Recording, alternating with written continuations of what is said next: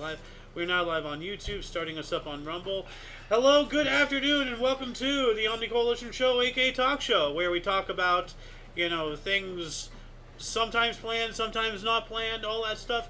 Anyway, today is Sun's Day, aka Sunday, August 18th, 2024. I am AO Xander. He's Refuge. Golden Loon. We also, oh, there he is. And we also have you, viewer, of course, are you. Thank you very much for coming in and joining us. Now, before we get into what I have collected and thought of for talking subjects and whatnot, let's start with King. Is there anything been interesting happening in your own little world? Anything local? Anything you want to talk about? From the past week? Go for it. Not really. Okay. What about you, Sir Con Air? You had an exciting night last night, from what I've heard. That's what I heard. Yeah. Yeah, I won poker game last night. Can't remember what hand I got, but I got I think it was almost a straight flush. Oh, are you kidding me? It wasn't a royal flush, but it was almost a straight flush. It was just a straight. Oh, that's a big difference. Well, hey, you know what? Were you one card off as far as a flush? Yeah, I was flush? one card off. Yeah, wrong color or whatever. Yeah. That's awesome. Does it really matter what a hand is if it wins? I know, but dude, It's how much you win on that hand. the odds of getting that is substantial. The fact that it was one card off yeah. is You are really, not kidding. really annoying. Yeah. But other than that, is there anything you want to talk about? Anything on your mind over the past week that's happened? Nothing I can really think of. Huh. What about you, Loon? Seems like same old, trying to stay out of the heat, which is totally unsuccessful. My secretary got her engagement ring, so she's on cloud 9 on Friday. Oh, yeah. So I had to try to bring her down to ground, but it didn't work. Anyways, other than that, pretty much the same. Well, you've been trying to get my head out of the clouds for years, and I How's guess that gone? I guess you're just not a good weight, Apparently not. No. Well, as for me, all the stuff I have lined up, are all things that I want to discuss and whatnot, and leading us into it initially, one of the shows we had earlier this week, one of our regulars, Pete's, he was making some comments, while we were doing the show and everything, and I mentioned Vietnam and stuff. I don't remember the exact build up to everything, but essentially, after the show and everything, he and I, chatted and whatnot. Okay. And very much like what happened in Iraq is what happened in Vietnam. Now, apparently, in 1972, Ho Chi Minh and the North Vietnamese Army and the Northern Vietnam, they were unconditionally surrendering to us. The war was over. It was done. But now the way he had initially told me, I thought, this was very much like what happened in Iraq, in the neighboring countries. I don't know where else. We've been everywhere and, done so much of a mess in the Middle East, I don't even know where to begin. But the government was done, in Iraq. Yeah. Saddam Hussein was executed, his statue was toppled, it was all done. But why were we still there? Why was the fighting still continued? Why did it never stop? And then inevitably it led to the whole fiasco in Afghanistan. Because the government's gone, the people are still there. And we were fighting the people. The people did not want us there. They never did. And that was why all these terrorist and militant organizations and all that stuff. Now, granted, Al-Qaeda was an invention of the CIA, and Bin Laden was a CIA asset, not an agent. As Pete has educated me on, there's an important distinction. Well, now you're going back. He was an asset when the Russians were invading Afghanistan. Okay. I understand that. I'm just providing some more context and some more meat to the bones, as I like to say. But getting back to the original topic with Vietnam, 1972, they surrendered. The thing, it was gone. All that stuff, and then obviously the war continued from there because we still had the Viet Cong, which Viet Cong is the ones that they were a paramilitary, more like a militia if anything, a guerrilla warfare group. Yeah. But I believe they also directly answered to Ho Chi Minh himself as well. Very possible and probable. So the NVA was out of the picture, but they were not. Now, apparently during this time, we had pulled out. We were out there. There was still some U.S. presence there and all that stuff. But 3 years later, we were for the most part out of there.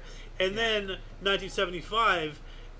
They came back in, and then they just completely conquered South Vietnam, and Vietnam is the way it is as we know it today. For the most part, we weren't out of there, though. Actually, we were. In because, what year were you saying again? Between 1972 and 1975.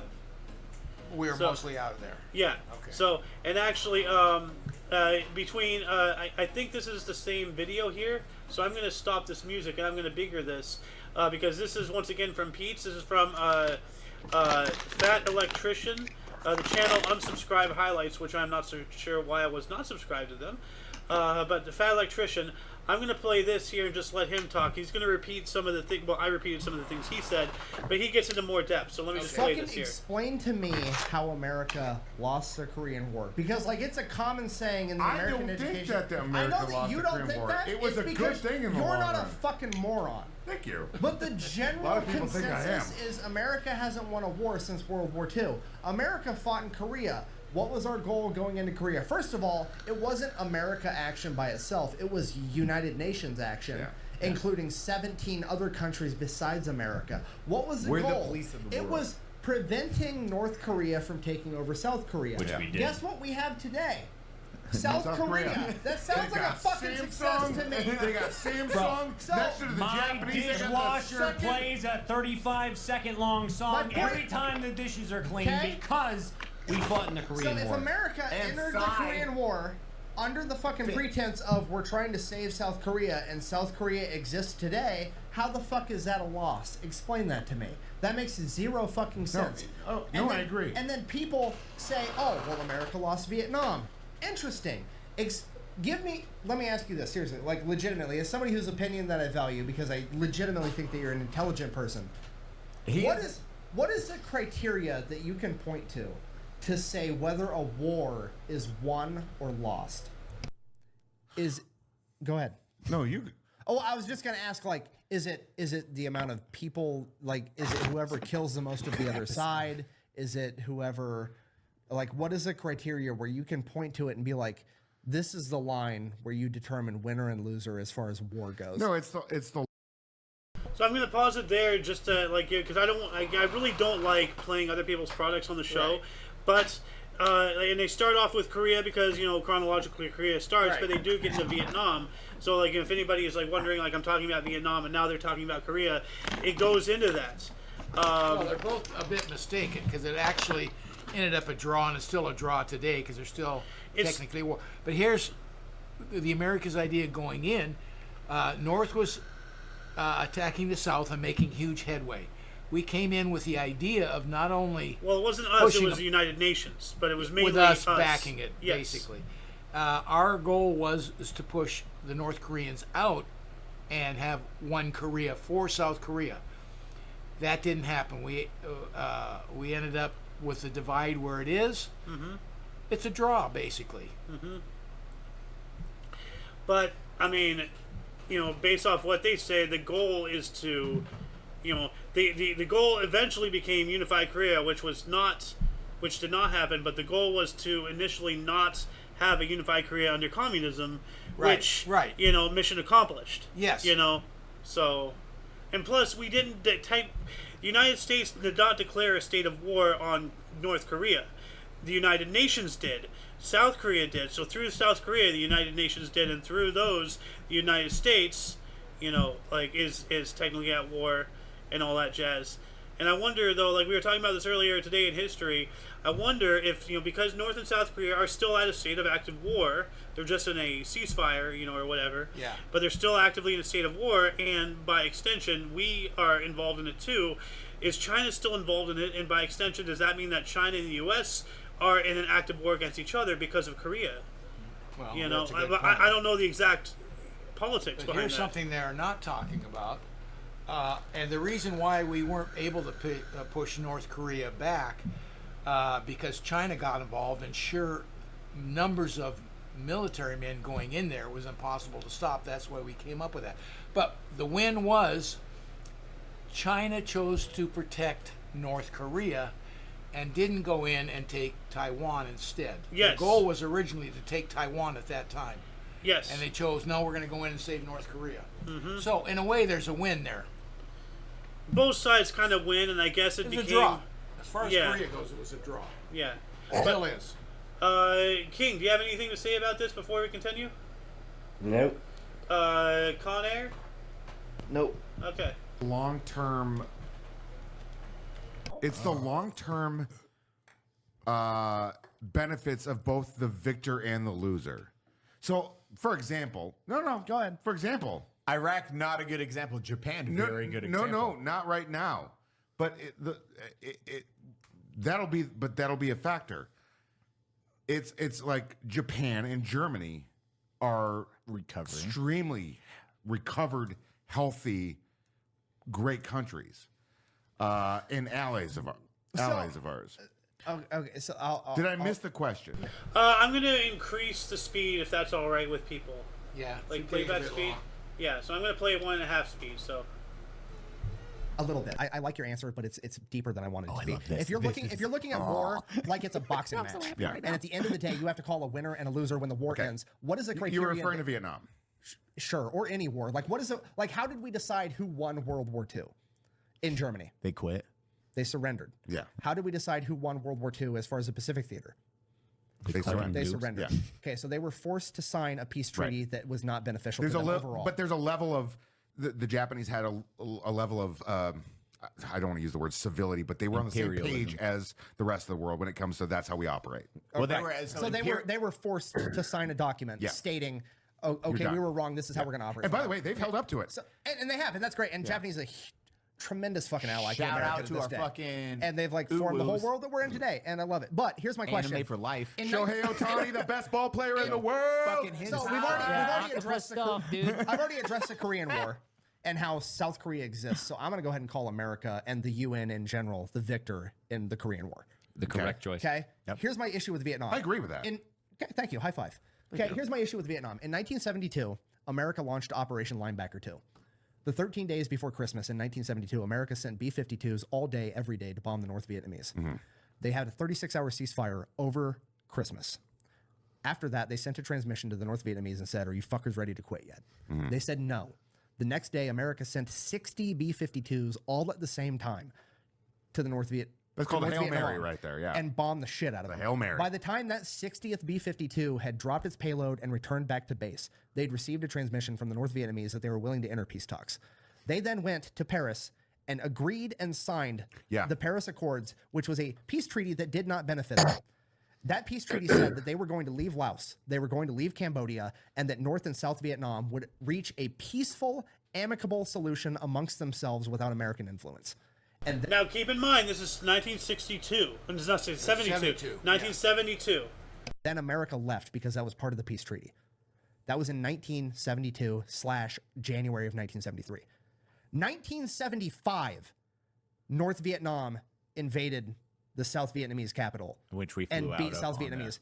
After America had been gone for almost 3 fucking years. Americans were there when that happened. They had to fucking evacuate Saigon and everything like that. But was it how we treated Afghanistan? Ish. Yeah, Americans were still there though. Yeah. In 1975?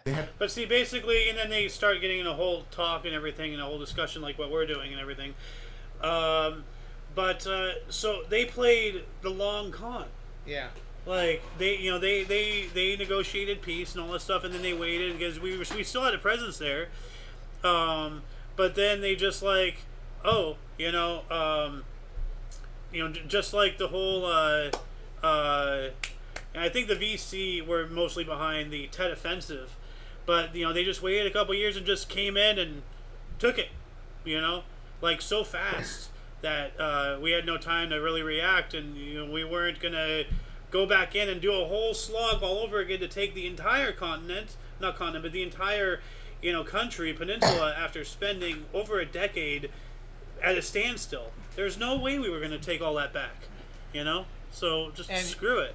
The other side of it is too, Our culture looks short time much more than they do over. They look long term. Oh yeah. Far more than we do. Oh yeah. Yeah.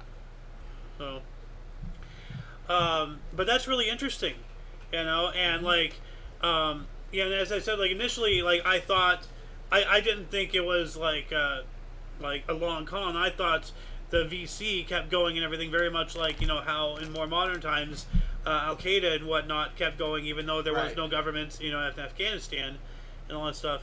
But no, like they played the con, sneaky, but still, like, I mean, these are the little things that they don't teach you in school, and like, can't really find things like that. Really interesting stuff. But they don't bring up much of how big a part China was in having North Korea's back. That's the only thing that saved them, really. Oh yeah. Well, like there's a video out there. Let's see if I can find it really quick. Let's see here. China didn't want South Korea on their border. That's for sure. So they wasn't. There was a definite reason why they were there. The Korean War every day. Korean War map time lapse. I guess there's one I saw. I think this is the one here. So let's just play this. I'll mute this audio really quick. And let's see. I'm going to 1.5 times speed it. Just for the sake of time here for this show. But yeah, so this is the Korean War. So this is the North. They're coming in, and they really did a number. And we came in and we invaded like somewhere around this. Yeah, there it is right there. And then we unified and then pushed back up. But then China comes in. Boom, there it is. Yeah. Boom. Oh, and then. And it was sheer numbers. We realized we couldn't handle it. Yeah. I mean, No. Oh. Yeah. And the star here is Seoul, and the star over there is Pyongyang. So those are the capitals of those South and North Korea, respectively. So. Well, they got the capital back. Yeah. But, like, it just kind of turned into a standstill and everything, and we're just like, okay. And that's where it ended. Like, we had more land than... Oh, yeah, so that's right there. So, like, initially it was like, directly a straight line across, but now it's like kind of a wavy line. The border. Yeah. So. But another thing, before I go into this, does anybody have anything to add? Anything to... No, I think that was covered it. Okay. This one is really interesting, kind of going back a little bit to... It's like a ray gun. Actually, it is. Is it? Well, this, let's play this. This is once again from the Fat Electrician, and this is at his actual channel, the Fat Electrician.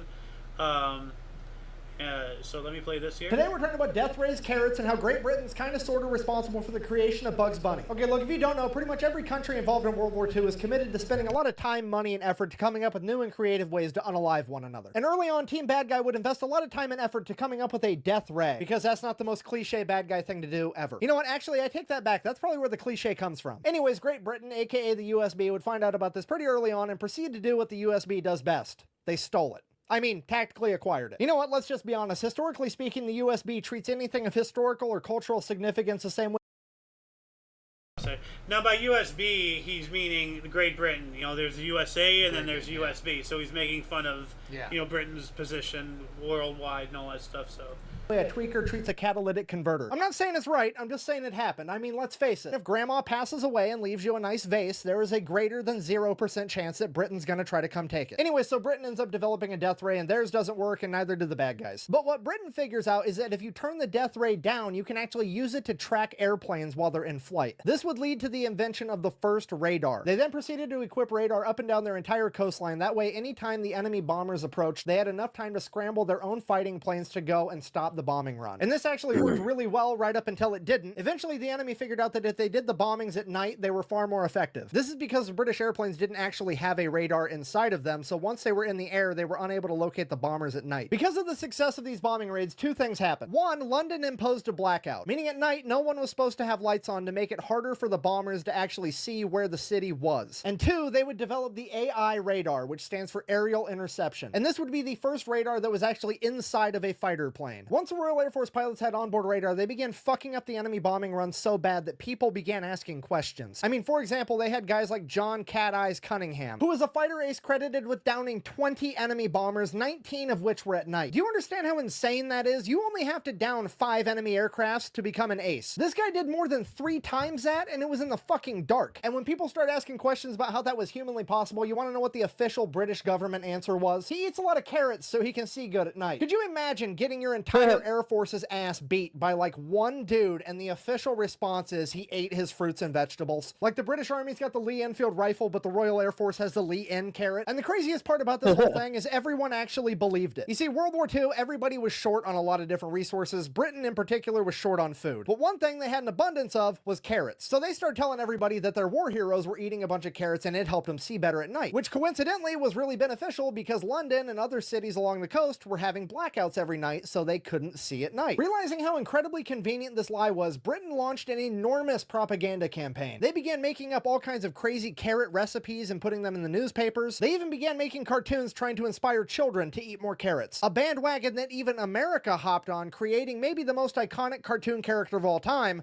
Bugs Bunny. Yeah, you remember being at the grocery store trying to convince your mom to buy those big carrots so you could go, what's up, Doc? Just like Bugs Bunny on TV? Congratulations, that's probably the first time you fell for propaganda and it won't be the last. Buh! I didn't fall for propaganda because carrots actually are good for your eyes. Buh! Yes, carrots have vitamin A and beta carotene in it, which are good to maintain your current eye health.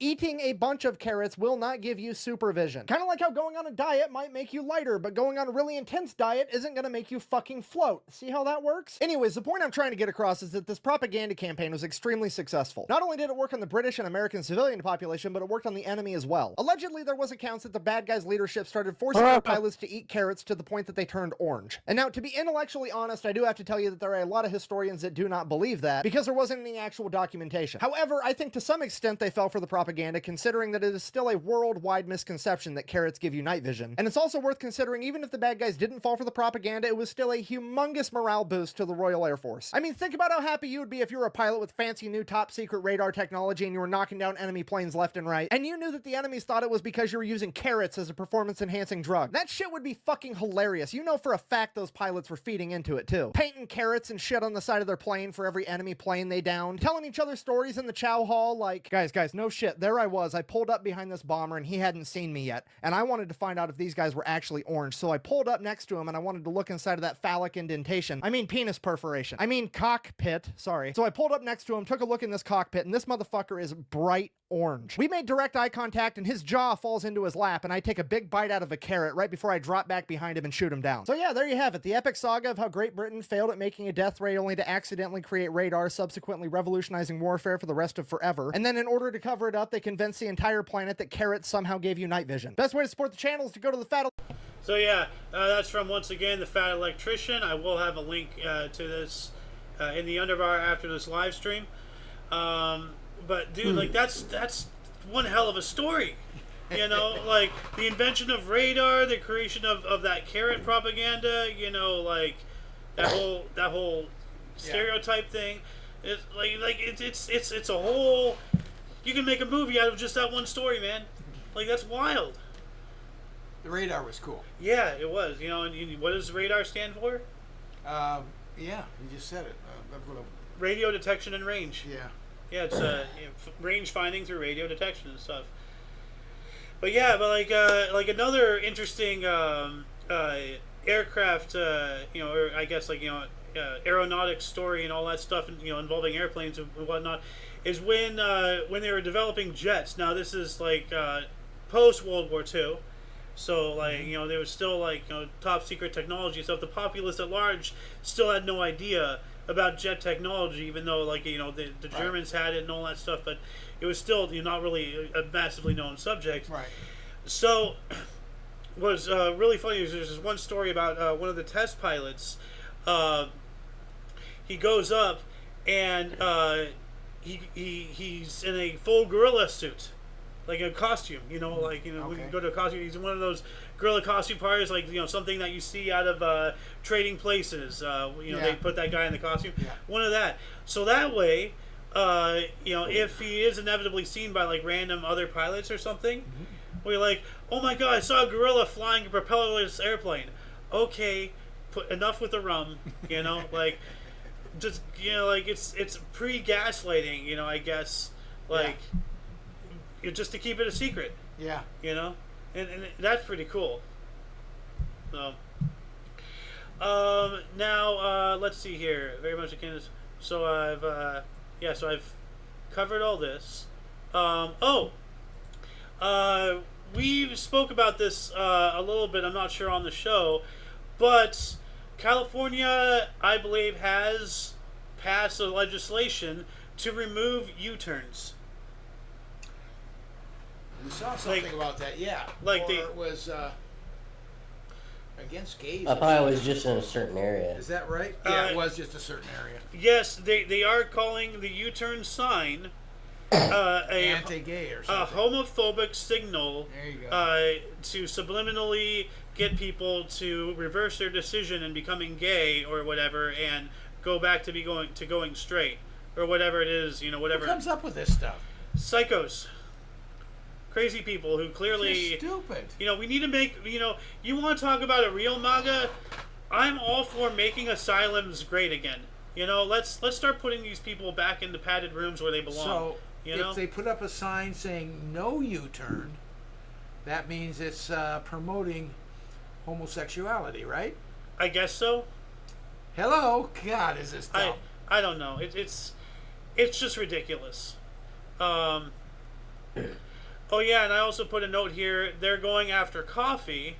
I gotta start, like posting links here, because a lot of these comments are, whenever King and I are watching random videos and stuff, something crazy happens, and then I make a comment. But apparently, they're going after coffee because of climate change. So, like, the system, like, they're trying to cancel coffee. Like, they're trying to say, oh, if you drink coffee, you're contributing to climate change or something. Like, more of this, horse crap. It could be that in our rainforest and everything, they're cutting down a bunch of land to grow coffee. It could be something like that, but still. But I mean, like, see, here's the thing, and we had a whole conversation earlier today about this. Like, in the same vein of thinking, like, as I say, oh, if you're really anti-drug, if you really want to go after marijuana, if you really want to go after caffeine, if you really want to go after drugs, go after sugar. In that same vein of thinking, okay, well, if you want to go after coffee because of climate change, then go after chocolate, not only for climate change, but it is, like, I'm not sure to what percentage, but it is harvested by child slave labor in South America. All kinds of that. Like all kinds of but like, if you really want to start, going after these things, stop cherry picking things. Go after the whole thing. Stop with the chocolate. Hershey's is one of, like, the largest, at least to the public knowledge, slavery organizations, because they have normal slavery and child slavery and all sorts of things to harvest the cocoa plants, and then they have cahoots with the drug cartels, because where does cocaine come from? The leaves of the very same exact plants that the cocoa beans are harvested from. The same plant, I believe, same exact plant. Well, a lot of actors and sports famous people have been called out when they come out with their shoe or their designs or whatever it is, person, everything, and then they find out it's made with slave labor in some other country. Oh yeah, like the Nike Jordans and all that stuff made in China. I'm not saying child slave labor. I don't know what they're doing, but there's a lot of it. A lot of people have been called out. Oh yeah, it's an epidemic, and that kind of leads us into the whole thing. Like, I wanted to have a whole discussion. It was yesterday's or the day before. Yesterday's show, right? I don't know. What are you talking about? You wanted me to make that little clip. Oh, on junk buying. Don't buy junk anymore. Yeah. So like it was like somewhere around 19 something. So yeah. Let me play it right here. Got to build our livelihood back on something more, more sensible. What? Essentials. That's right. I'm not talking about food. I'm talking about crap. Well, crap is food. Food is a necessity. This is not. Okay, so basically the basis of that whole thing, this goes into the entire system of commerce, that we have set up. Like, we're talking about, okay, give up chocolate, give up this, if you want to really go after stuff and all that whatnot. Like, we are such a runaway consumerist society, like Absolutely. it's absolutely bananas. Like, like we get a new phone every year, we get a new TV not us, like, you and I, we're very fiscally responsible. Well, I'm just talking about in the general sense, we buy trinkets, we do all kinds of stuff. John Q. Public, of the United States in today's world, like, they go through so much various things, like, a new washer and dryer system every couple of years, new fridge, new this, new that, like, and it's just, well, the premise of that, that has made it that has made an entire industry, not just of giving jobs and such, if there's anything domestically, which there's barely anything left, like, Mike Lindell is trying to hold on to that with his fingernails. But, like, for the most part, anything, especially big stuff, they just outsourced all of that stuff to China decades ago, So, it produces jobs, but not for us, and it just costs us money that's going, out of our borders. Like we're not benefiting at all. Well, like, the premise of that little clip there was stop just wasting money on junk stuff that's not needed at all in your life and everything else. Yeah. The other side of it was that's what builds our society. That's how we house ourselves, feed ourselves, because we're a throwaway society. Yeah. And and that was the premise of it. Well, I'm not talking about just like outright stop buying whatever you do not need. Like, of course you're going to buy random crap. You're going to buy frivolous crap. I'm not against that.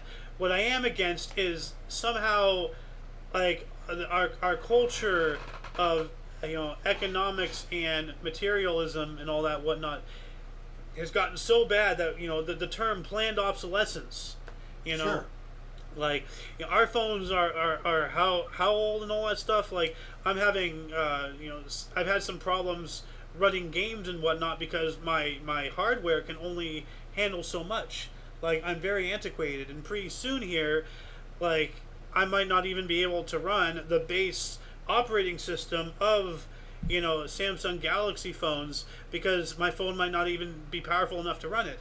I'm not sure how long it is. But on top of that, on the other angle, and I was talking about this earlier, during our coffee time and all that stuff, AT&T, and I know for sure now, most likely Sprint, T-Mobile, Verizon, all these other carriers will do the same thing. But AT&T, I know for sure, and this was several months or so ago, according to this video I was watching, and I already knew about this before, but they are actively policing what you text and what you say over your phone. If you say anything, through text, through email, like anything through your device, any form of communication, and you talk about anything that they deem, against something, if they deem it misinformation, if they deem it dangerous, if they deem it whatever they deem it, then they can charge you atop your bill a fee per incident. Well, you're getting way off topic on that, and I agree with you. I am, but and there are other choices to get away from that. If you just look and get away from the big carriers, there's real small ones that are up and coming that have a lot of freedom on them, like Pure Talk. Yeah. That's a small company making a niche, but if you really want to get away from all that, there you go. But that's exactly, so you have like choices, but that's not what we're talking about. Trinkets and stuff. It supports our culture. No, what supports our culture is people constantly going out and every year buying phones at increasingly rate price. Like, I remember when an iPhone was $50, and then it hit 100, then it hit a couple hundred. Now they're in the thousands, and people buy new ones every year. Well, yeah. I remember I got my first phone for $100. That's it. Yeah. Oh man. I had that phone for 4 years. Yeah. I think we paid something like $10-15 for our first phone, something like that, and it was a package deal, obviously. And we bought 5 of them for the company. But they're little phones with the swing. The flip phones. The flip phones. The reason here's what you're not even talking about: $1 trillion industry that feeds thousands, if not millions, of people to get you to buy all this crap. Advertisement, and it's a $1 trillion industry.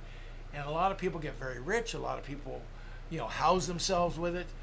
And it's convincing you to buy all that trinket crap. But see, the reason why I brought up the whole, monitoring your thing, policing and charging fees on you and everything, is because societally we have somehow accepted all of this. We buy new stuff. We just clicked accept. I mean, like a really good example of pointing that out is the recent whole thing that Disney is doing. Like there's this one guy who phoned ahead to the restaurant. There was some restaurants on property, like in Disneyland or Disney World, wherever it was, one of their theme parks.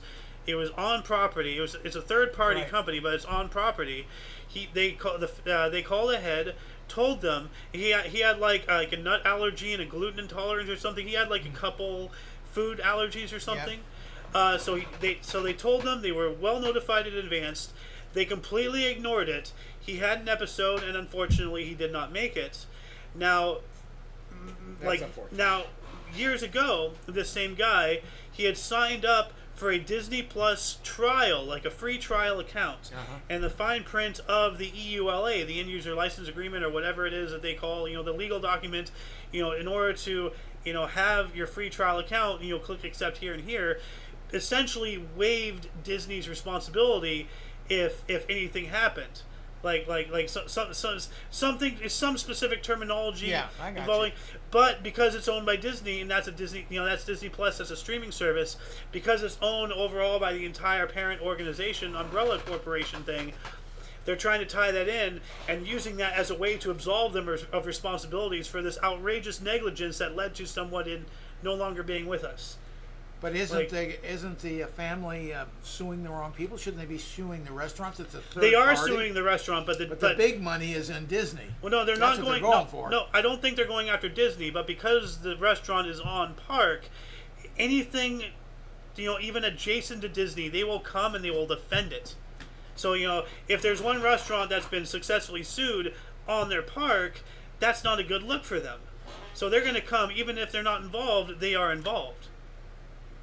You see what I'm saying? I see what you're saying, but I don't see why Disney would get involved in something that. Because they don't want a besmirched look. I don't know, but see, that's why I'm saying, like, all of this over consumerism, all of this buying something new. Like it used to be, if your TV broke, you went out and got it repaired. Now it costs like half as much or less to get a brand new TV than to just get yours repaired. And it's all crap. And it's all designed to break, and it's just...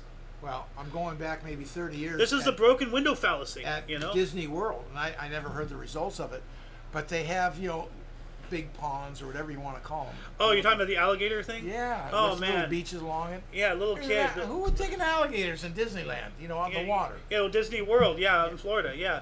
But they came up and got that kid, and that was it. Yeah. And I think they got away with it. I don't know. I don't know the result. I think they did. I hope they didn't. I hope they didn't either, but I think I seem to remember that they did. But King, you haven't said anything. Like, do you have anything to add to this? Like, what are your thoughts? Nah, Disney's evil. That's about it. Yeah. But that's what I mean by crap. I don't mean like trinkets and all that stuff. But see, like I used my phone stand as an example. Just because people. They go and they buy another phone stand because it looks cute, or it matches their purse, or it matches their desk, and then they have a phone stand here and a phone stand there, and it's just like, calm down, with the over consumerism. Like, I'm not against buying random crap, but people have got to stop, buying new phones every year, buying new this, buying new that. We got to figure out how to take care of our own cars. We got to, get more self-reliant. I don't want the general populace to get into a position where all the farmers are getting into. Good God. And that's where we're heading. If we're just blasé, it is what it is, well then, you surrender your right to complain if you don't do anything about it now. Join me. Do you recognize the repercussions? Because you have two choices. You can do what you're doing and grow and expand it. Mm-hmm. Or do you cut back and get the population to really cut back, and it's devastating to your economy? Well, those are your two choices. Well, it'll be a hit for sure, but that's why it says when the going gets tough, the tough get going. You know, nothing in life is easy, and the best choices are usually the most difficult ones. You know, if things are going to get better truly, then we got to really take a look at ourselves, because, you know, because you know, once again, as I said, this is the broken window fallacy incarnate. We are focusing on what is seen, all the jobs that are there, all the people who are getting money, all the, you know, all the employment getting fulfilled, all the stuff being made, but we are not seeing the unseen. All of that time, energy, effort, and resources being put into things more substantial. You know, instead of having like a nail salon, let's have a TV repair shop. You know, like, you know, as an example. Well, I don't have anything against nail salons. Let's take the worst case scenario, and you probably come out much better on the other end, where you start going down that economic spiral where there's no pulling back. So you're going to get to that point where survival of the fittest, the weak will die, and eventually when you come out of the spiral hole, you're much smaller and ready to rebuild, but you're not the same country or world at all. So are you prepared to do that and rebuild a better world? Okay.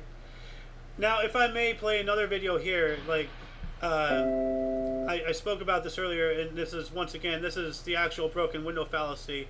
I'm not sure if anyone's familiar with this. Yeah, of course. But let me just play this here.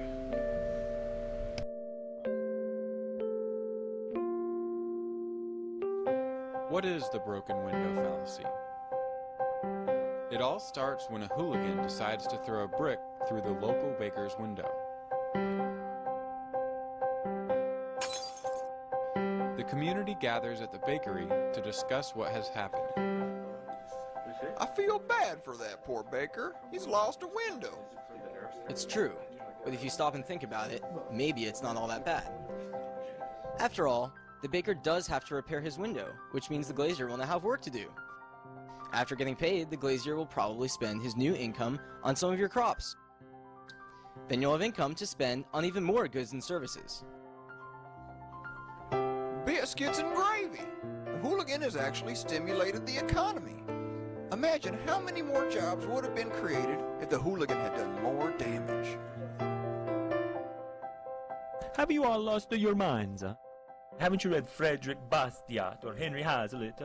You're only focusing on what's seen, the money I will spend repairing the broken window, while you will ignore what's unseen, the money I would have spent on a new suit. The tailor would have also spent his new income on some of your crops, a farmer giving you more income to spend on other goods and services. The only difference is that I would have had both my window and a new suit, whereas now I only have a window. This hooligan has cost our community a new suit. The story of the hooligan shows us that physical damage destroys wealth. After all, if the hooligan's act actually did stimulate the economy, then society would have been better off if he had destroyed the sign, the building, and the rest of the town. But the broken window fallacy is much more prevalent than it may first seem. In fact, it remains at the core of mainstream policymaking. For example, when the government claims to create jobs by financing public works programs, such as construction, it does so at the expense of its citizens in the form of either higher taxes or inflation. The citizens would have spent their tax dollars on other goods and services, like refrigerators or surfboards or movie tickets, which would have increased job growth in those industries. Because these goods will never be produced, however, these potential jobs remain unseen, but they are no less real and no less important as the jobs that we do see. So if you ever hear of the stimulative effects of wartime spending, tariffs, or stimulus bills, know that this is merely our old friend, the broken window fallacy, dressed in new clothing and grown fat beyond recognition. So this is from the channel, the Victory Report, and I will be posting this in the underbar section below, post live stream as per usual. But more or less, like, you know, this is like the same vein of thinking. Like, this is what we've become. We're focusing on what's seen and not, you know, what's unseen. We're focusing on, you know, oh, we got all this stimulus. Well, like all the stimulus checks that everybody got, which I never did, by the way. But like a lot of people got those. Well, then a couple years later, what happens? The economy takes a massive shit. We're not focusing on what's unseen. We're oh, we got money, not oh damn, this is gonna come back to bite me. Yeah. Like, and that's why I never applied. Like, to get my stimulus. I never suck it out or anything. So that way, like, I have in no portion, am I responsible for any of this economic insanity that's going on? I had no part of it. I want no part of it. A lot of people don't want any part of it, but they still took the stimulus check. And now, because of all these actions, look at what everybody did. You reap what you sow, people. And if you want to get things better, you got to act as a unit the other way. Like, we got to focus, like, and you're talking about, like, Nike, blah, blah, like, all these companies that provide jobs. Do they really provide jobs when the majority of the work is done in China by slaves or near slaves? Like, who is it really benefiting? Where's the money going? Who's employed? It ain't us. Well, even, I get what you're saying, but once it gets here, it still creates a bunch of jobs. It's got to be transported. It's got to be put on the shelf. It's got to be sold. Someone needs a store to sell the stuff. So yeah, still plenty of jobs created. Just the original source of it is not created. But see, that's the thing. Like, people are probably catching up to what my argument is. Make things more domestic. Oh, well, then things will be more expensive. Well, you know what? That's the tough decision that I'm talking about. That's the Band-Aid that you got to rip off. You got to, like, get used to having less that costs more. And, I'm not trying to say, oh, you will get into the pods, you will eat the bugs, and you will be happy. But we do, as a society, really got to, like, just, back off with the outrageous spending. We got to figure out, the important things, where we want to put, what basket we want to put our eggs into, essentially. Okay. Like, and the more random crap we buy, the worse everything will get. The farther along we go down this path, the harder it is to make a U-turn. And we're already probably past the point of no return anyway. Like, as you said, like, now, if we do anything, it'll cause massive economic disruptions. Oh, well, absolutely. Unfortunately, that's what we got to go through. Otherwise, things are just going to get worse. Like, and eventually, like, because nothing will last forever, eventually things will bounce back. But how hard do we want to make it on ourselves? Do we want to be in control, or do we want to force it to happen? That's the question. So, anyway, before I continue on, let's see here. I'm managing the channel here. This is how violence happens, okay? Imagine the blue-haired Starbucks crowd if coffee becomes illegal, and then there's the gun-toting conservatives, coffee addicts. Oh, God. Yeah, like, we were talking about, they're talking about canceling coffee because of environmentalism and all that crap earlier. So, yeah, imagine if they do that. Like, like, what will all the nut jobs who go to Starbucks, the Buckians, they'll go crazy. And as Jewel said, the gun-toting conservative coffee addicts. That's even more concerning. Mm-hmm. Like, imagine someone who's like Mom with her coffee and armed. Uh-oh. Like, that's not a picture I want to imagine, really. Like, imagine, like, a furry suit, blue hair woman with, like, a fucking M16 pointing a gun at you. Where's my fucking coffee? Yeah, with the jitters. Yeah. Yeah. Start shaking. Where's my coffee? I need some. Now, this is another somewhat long video, and I might not play the entire thing. We'll see. But I'm going to playback speed it at 1 1/4 speed. So, but this is really interesting. And so the theory goes basically, so there were three parts to the conspiracy theory. So one is they had the production facility right there, right where all these musicians showed up. Two is the musicians, like a very large percentage of these young musicians, were sons and daughters of senior U.S. military and intelligence officials. Including Morrison. Including Jim Morrison, whose father was the head of naval operations for the Vietnam War at the time. Okay. And there were these other, I forget which ones, but there were these other musicians at the time where their parents were like senior in like military, like psychological operations. And like that's all real, like that's all documented. And then third is the head of the Rand Corporation, who was one of the inspirations for the Dr. Strangelove character in the movie. Okay, so like I'm gonna fast forward this to the point that I want to make because this is really fascinating. But once again, I will be posting this in the underbar down here. Hold on a second. There we go.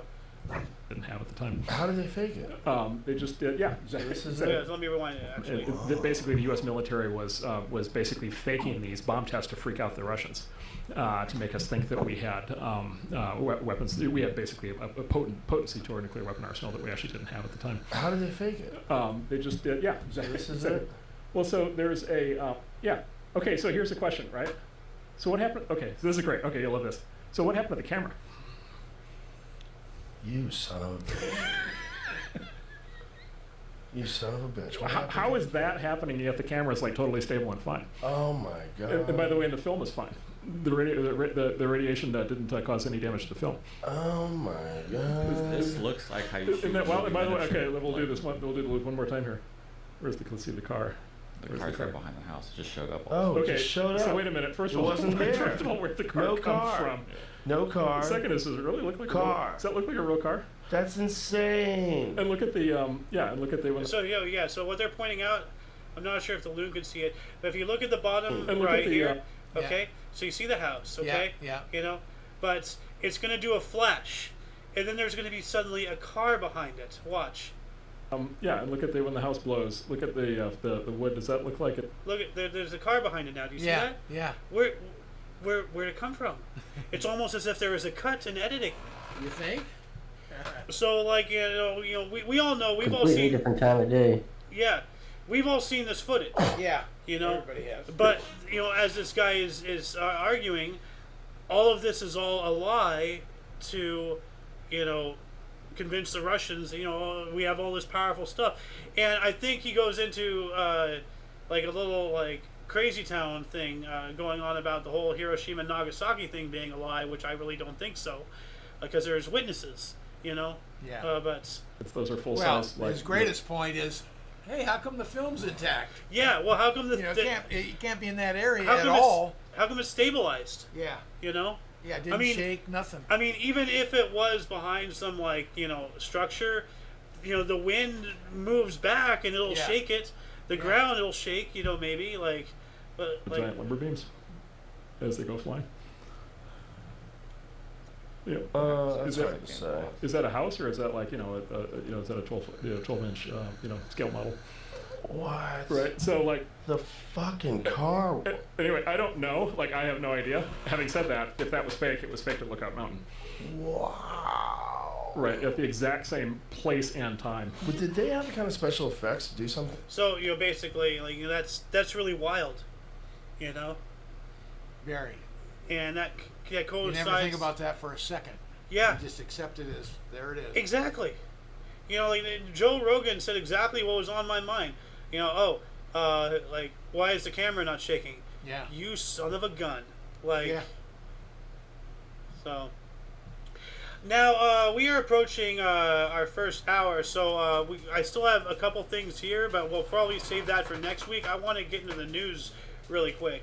So, we got here, Russian man to sue privates for having fifth child after getting a vasectomy there. So he's suing his own genitalia. How does that even work? Like, let me read this for substance. In 2022, after becoming a father for the fourth time, Maxim, what a name, Maxim. Like the magazine? Yeah. You know? A 45-year-old man from the Russian city of Ufa made the radical decision to get a vasectomy to ensure that he didn't get his wife pregnant again. He visited Promyscina, a local medical clinic that performed vasectomies, and agreed to pay 30,000 rubles, or $330 for the operation. The procedure was successful, and Maxim was discharged from the clinic after only a few hours. Well, I guess that's the last time he'll ever discharge. Anything as well as Doesn't work that way. everything as well as good. Everything was well as good until early last year, when Maxim's wife told him that she was pregnant again, which was quite a shock considering the circumstances. Despite the man's hopes of a false positive result of the pregnancy test in November of last year, he became the father of the for the 5th time. Now I wondered if he had a DNA test, because she could very well have, like, it says here, according to the Shot News Telegram channel, the UFA clinic offered to settle the dispute by returning the cost of the vasectomy to the clients, but Maxim refused the offer. He and his family are reportedly lawyering up to sue the clinic for moral damages and for the upcoming expenses associated with raising a 5th child. So he's not. He's not suing his own privates. No. So.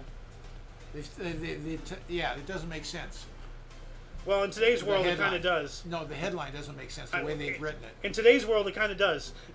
Like, hey, why not sue your own genitalia? Because it should have said private clinic or something. They left clinic out. Well, I think that's intentional because it got my attention. Yeah.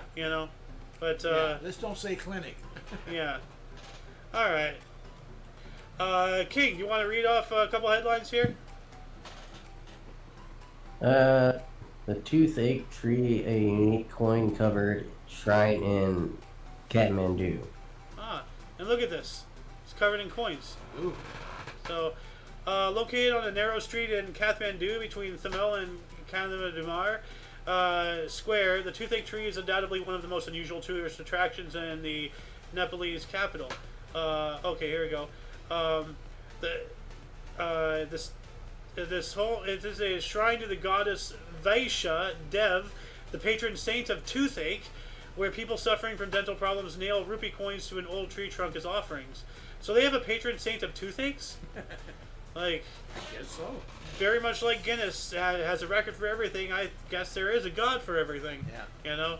But yeah, so these are offerings to the patron saint of toothache to get to get better.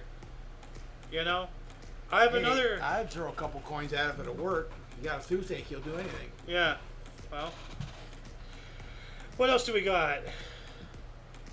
Inmates attempt prison break by disguising themselves as women during visiting hours. Oh wow. Now I wonder if it worked. Well, obviously it didn't because they got caught. Like otherwise, this story wouldn't be here. True. But I'm thinking, you know what? Like, would it work here in the States? Like, because if you get caught, you'd be like, oh, I identify as a woman, and then now you can start a whole like Rube Goldberg device of bureaucracy to get you into another prison because now you don't belong there because you identify as a woman and that's a male prison and like. But it doesn't say it didn't work. He may have done it. He may have pulled it off and they caught him later, or he's still at large, or whatever. Oh, they had photographs of the guy. There's even arrows. Like this is the guy trying to get out. Yeah, but it says inmates. So there's multiple. Mm-hmm. They have this one guy here. So they got one guy. Brazil's civil police is currently investigating how the inmates obtained the female disguises and whether they were aided in any way by other people. The act of promoting or facilitating the escape of a person who is imprisoned is a crime punishable by 6 months to 2 years behind bars. The two inmates now face an internal disciplinary process for their failed prison escape and could see their current prison sentence extended considerably. So it was a failed. Yeah, of course. Okay, it didn't work. Well, I mean, because you need ID and everything to get out. It's just they're not going to pass everybody through. I wouldn't think. Well, sometimes it works. This one is wild. Chess player allegedly tries to poison a rival by smearing chessboard with mercury. Oh man! Wow. Like dirty chess. Checkmate. Yeah.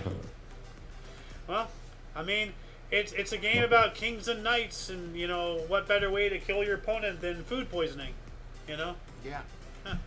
I, as a kid, I have no memory how I got a hold of it. I had a little glass vial. A little bit of mercury. You take it out and play with it, and it balls up, and you break it out. Oh my Why God. even Mercury? Oh my God. No wonder I'm screwy. Like, you know, back in the day, you know, back in like, you know, the 50s and 60s and whatnot, like at the start of like, you know, the erector set age, like, you know, when they had those, you know, those chemistry sets and stuff, you know, for kids and all that stuff, there was a time where you can actually buy like plutonium. I think like a small shard of like plutonium or radium. It came in, you know, every chemistry set. Wow. You know, kids were playing with like plutonium. I don't think it's plutonium, but plutonium or radium or something. Like, you know, it's a small, minute amount, but still, like, you know, there's a company out there that has access to an amount large enough to portion it between how many, you know, thousands, tens of thousands of units were made. Like, and they all had a little shard of it. What? Yeah. How do they have access? How does a company have access to such a thing? That is wild. Yeah. You know, but I guess back then, you know, like there was no like real regulations and all that stuff. Well, if I had a little bit of mercury. Yeah. I can't remember how I got it. Probably a friend shared some of it that he had.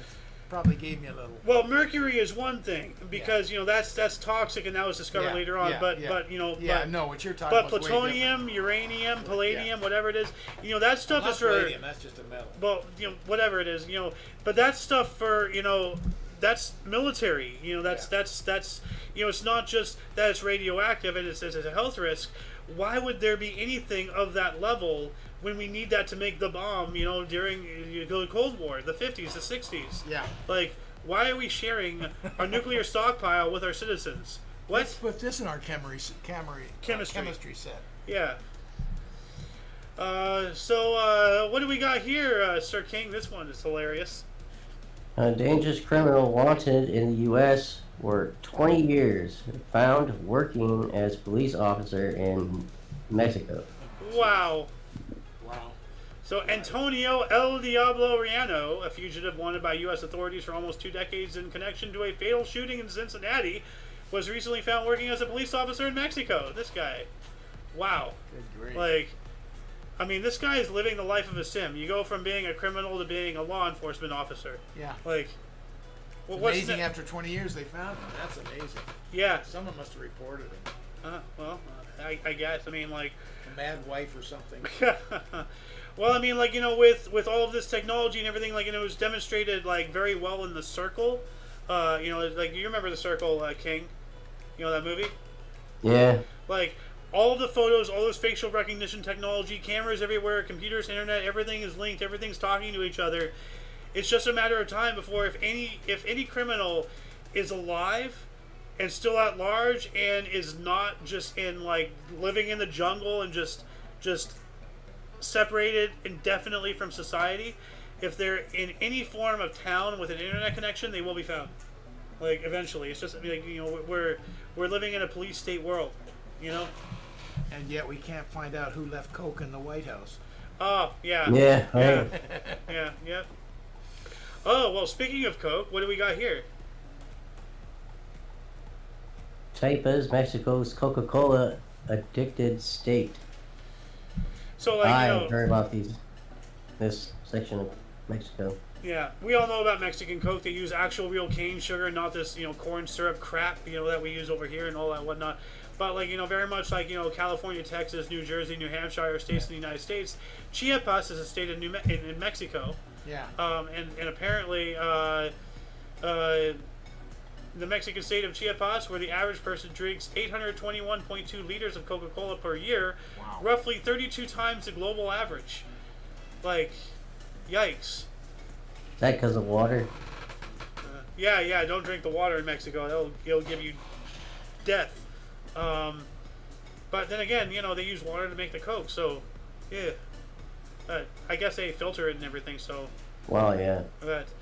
But yeah, 821.2 liters a year. That's a lot. That's a lot. Like, you know, I don't even want to start doing the math. What else do we got here? Flimsy-looking suspension bridge is probably the world's scariest. And this is actually the thumbnail for today. Would you drive over that? Look at that thing. That's a little lift. Oh wow, you can drive on it. Sweet. Oh, yeah, lovely. It's just you don't want to hit traffic coming the other way. Oh no. There's actually. Look at that. Yeah. And where is this again? Chongqing. It has to be China. So. 45 tons in maximum vehicle load. Wow, I would not drive that. Like, that's insane. But you asked where? Yeah, China. Here we go. Okay, yeah. Yeah, the Dadong River Gorge in Chongqing, China. Oh. Beauty clinic allegedly tricks young man into getting breast implants. That's awful. Yeah. So, yeah, I don't need to go into that. That's just awful right there. The world's most expensive cigar lighter is more expensive than a Ferrari. Made with 400 grams of solid gold and decorated with 152 sapphires, the Louis VIII Fleur de Parme is recognized as the world's most expensive cigar lighter. Look at that thing. And what were we talking about earlier? Buying crap? There's frivolous the crap. expenditures? Yeah, no, like, yeah. How much is it? Unveiled in 2013, this was soon acknowledged by the Guinness World Records as the world's most expensive cigar lighter, commanding an eye-watering price of $500,000 from its buyer. $500,000. You can buy a house. You can buy a decent house, a good house for $500,000. Not in California, of course, but like not here. You know. It's way below the mean. Yeah. Median. Yeah. But wow, $500,000 just to light up your cigar. You know, I'm sorry, but if you have that much money, you have that kind of money, there's things you can do to better the world, you know? Just like, don't smoke. You have no need for it then. What do we got here, King? Man learns his bride-to-be is 25 years older than him one day before their wedding. Wow. Now, I wonder what he thought she was. Makeup is black magic. Like, how did he not know? Did they never bring it up? Did she intentionally, like, not tell him? Like, yeah. He was only 29 when he met the love of his life.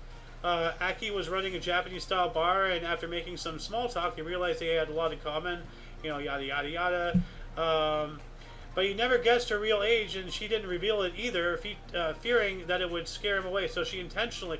It was never asked, but she never brought it up.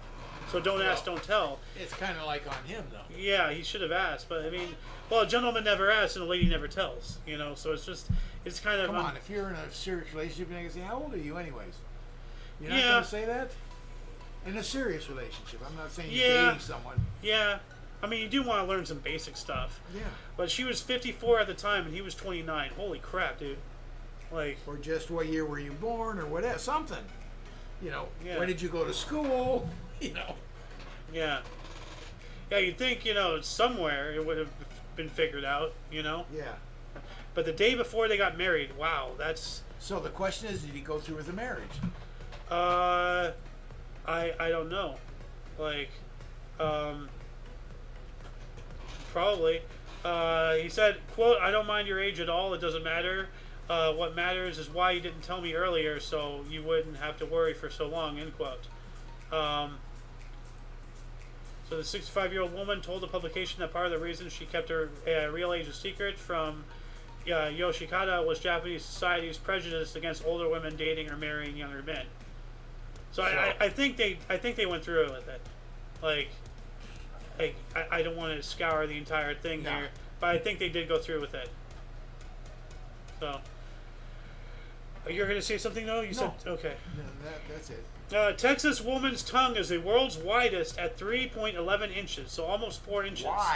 Wide. Like, oh my god. Oh, yo. Yeah. Yikes. My name is Brittany Lacayo, and I... Yeah. I'm not even going to say what's going through my mind. You don't have to. No, it's just, that's a yikes. What do we got here, King? Daredevil skis off 18,753 foot cliff to break Guinness World Record. Oh my God! You could So just break them go. he just so he It's just amazing skied feat right of off, and bravery, he allowing him to achieve the record for the highest altitude ski. Oh, he has a. It's a base jump, so he just ski base Okay. jumps essentially. Okay. Okay. All right. I thought he was skiing down the face of the dang thing. You know, like that would have been a lot more that's impressive. impossible. You know, but Like, oh, he jumped off a cliff and parachuted. Whoop-de-doo. Okay, who cares? Origins of Black Ring in the Sky over Virginia are a mystery. Here we go. More of this, crazy stuff. Actually, let me open it up on YouTube here so we can get a bigger view. In Hampton, I'll just play this. several Wavy TV 10 viewers reached out to the station with images and video of the ominous-looking ring floating in the sky. The messages started coming in shortly after 11 a.m. on Tuesday. One Wavy... So, like, I've seen things like this before. Obviously, you know, the first thing is, like, UFO, UAPs, aliens, and maybe it's a dimensional hole ripping up. I think maybe it might be a bunch of bugs in some weird swarm, you know? Like, it might be, like, it's definitely not birds, but I'll just play this without sound. But, like, you know, that's still weird. Did they ever find out what it was? Or no, it remains. It says here, over Virginia mystery. Oh, okay. So it's just like, hey, this happened. We don't know what it is, but it happened. Like, well, the question is, did they solve the mystery eventually? But apparently not. They said the cause was likely pyrotechnics or similar incident of concentrated fire causing a smoke ring to rise. But it stayed.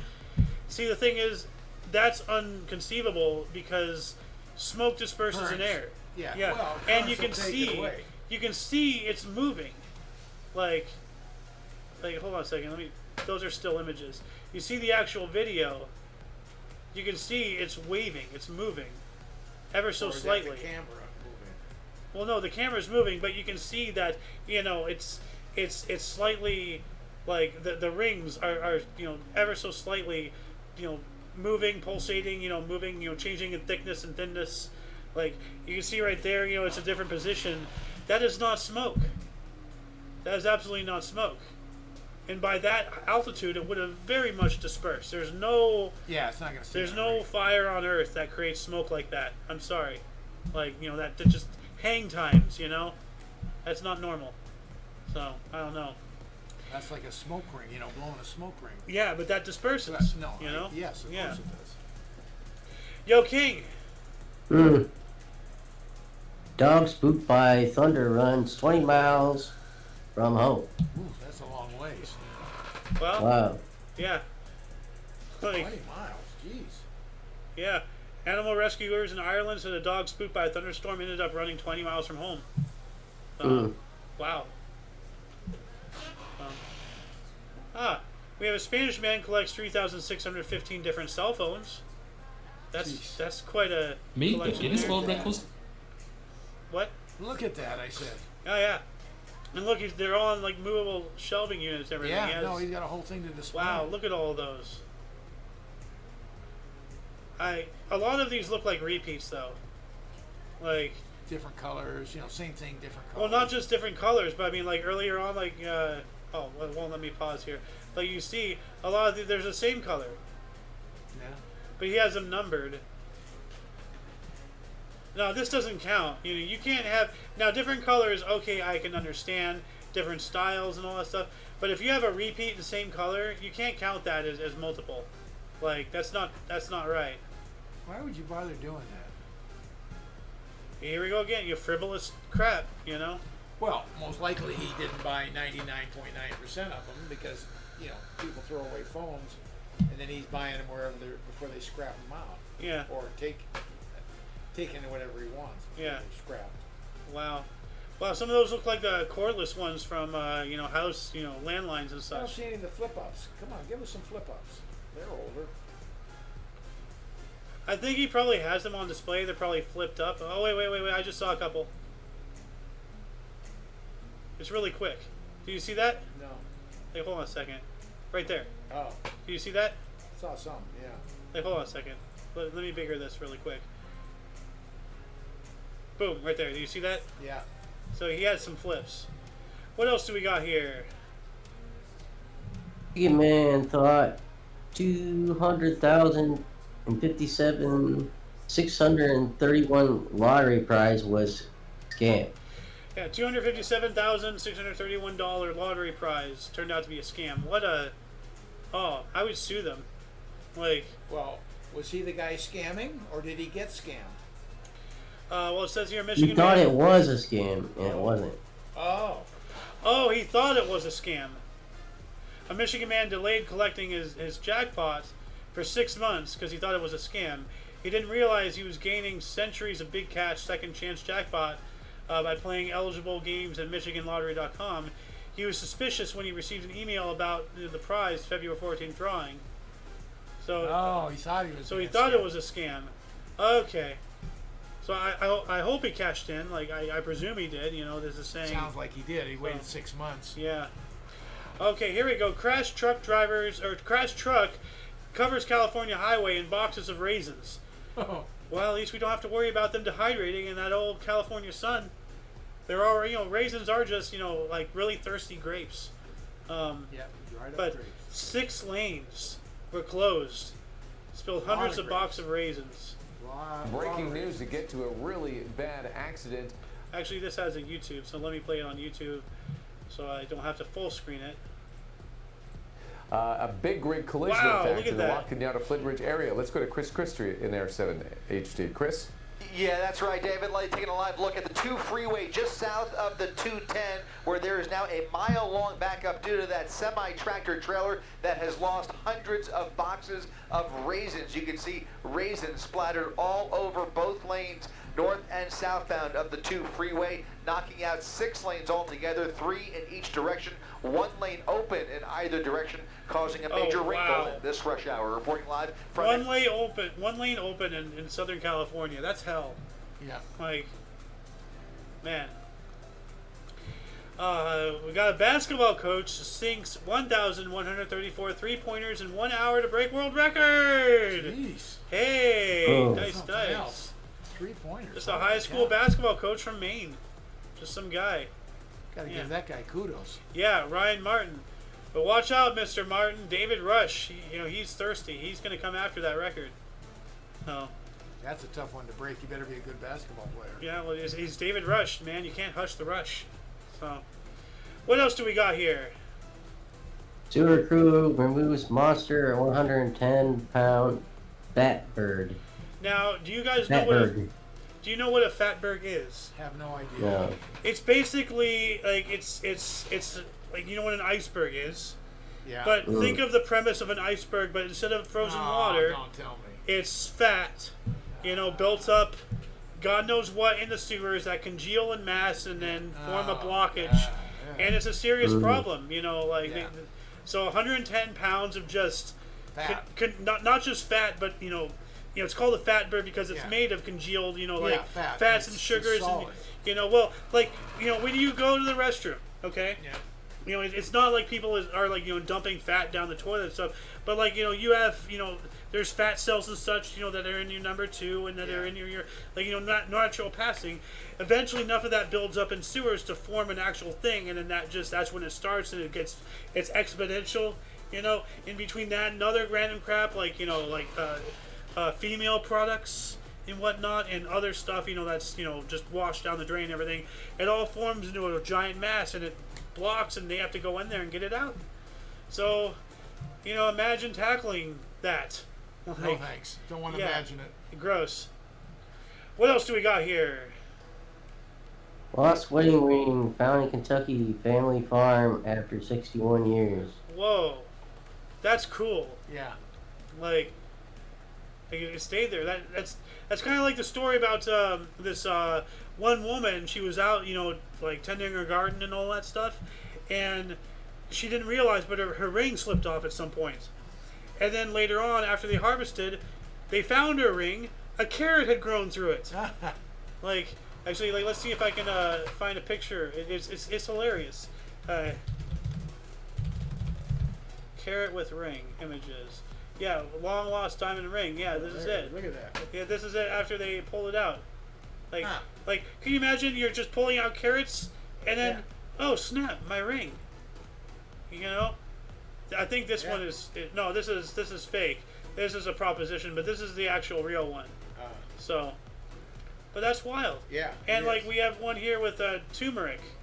It looks like a 1 carat diamond ring. You know, and that looks like a turmeric, right there. Like that spice or whatever it's called. What else do we got? Cat missing for a year turns up more than 600 miles from home. Wow. He went on an adventure. Well, How do you find a cat 600 miles away? Well, you find it, and then... It must have a leash or something, huh? With an address or something. Yeah, a cat who went missing from her Ontario family home turned up 1 year later and more than 600 miles from home. Even cats are leaving California. Yeah. Well, Ontario, California, or Canada? Yeah, could be anywhere. Oh, Canada, because it says the stray cat was brought in recently by a group of young people who had been feeding the loose feline for months in Fredericton, New Brunswick. Okay. The cat named Birdie turned out to have vanished a year earlier from her home just outside of Ottawa, Ontario. Good grief. So, wow. That's crazy. And last but not least, this one is crazy. Man hooks up 444 video game consoles to a single TV. Yeah, so let me play this here really quick. I have so many video game consoles. After a while, I noticed that I have a big stock of gaming consoles that I couldn't play. The TV ports are limited, and if I want to play, either I unplug the existing consoles, or I'll keep everything and add more switchers, and of course more converters as well. By adding more switchers, the idea came to my mind. I will connect all the gaming consoles I have to the TV. Then I'll contact Guinness World Records, as this project looks unique. Includes hundreds of video game consoles, all different than each other. So I can play home video game consoles, computers, plug and play, and so on. So essentially what he did, yeah, like I'm pretty sure you understand this, but what he did was most, it's not all, but most of those consoles, the keyboards, the joysticks, all those stuff, that's all right now simultaneously connected to one TV. Yeah. Through all the switchers, converters, different all these things. So no matter what he wants to play, now he doesn't have to fiddle with all this stuff. You just turn it on, flip to whatever channel, and there it is. How does he know where's the switch for this one? Well, I probably color-coded tags. I'm not sure. It's probably a map of the whole thing. But that is... He'll have a schematic. But 444 video game consoles to a single TV. Grief. That is insane. Yeah. I don't even think I played 444 video games, period, in my life. No, I haven't. Yeah. But yeah, I'm gonna go ahead and wrap this up here. As I said, I still have some things, but I think we can use these stuff to open next week. But yeah, does anybody have anything else to say? Nope. No. All right. Well, thank you very much, anybody watching us. In our little random show here. This has been the Omni Coalition show, TOC Show, and all that stuff. We do have other shows. We do have other things. Check the underbar in the description for anything you may be interested in, anything that we've collected throughout the show. For all of you and all of us, I'm Xander. King's Refuge. Golden Loon. And Conman. And of course, UVRU, thank you once again, as I said, for watching us. Until you catch us next time, we do this show every week, or if you watch our history show or any other one of our products. Until then, don't forget to look right and left at every intersection, rate 5 thumbs, and subscribe. Toodles! Back in this. And where's the other one? Stop stream.